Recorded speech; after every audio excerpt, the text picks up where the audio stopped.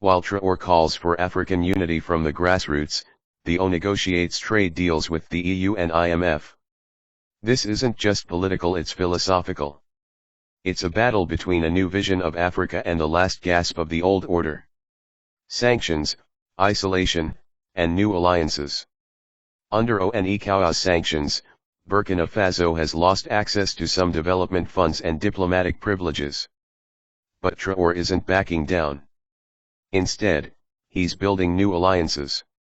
With Russia, for military and energy support. With Turkey, for infrastructure.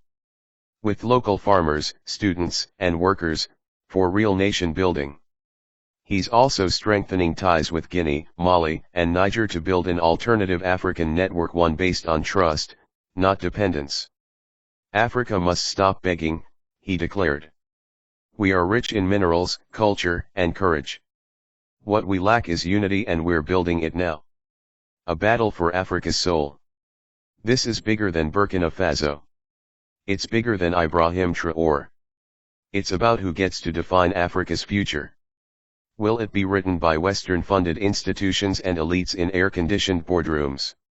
Or by young revolutionaries in the Sahel, who believe Africa can rise without foreign control? The African Union has a choice. Stand with the people and adapt. Or stand with the past and collapse. Captain Traoré has thrown down the gauntlet. And the youth of Africa are watching. This is not the end. It's the beginning of a new chapter. The old Africa is dying and a new Africa is being born in the fire of resistance. Like, share, and subscribe.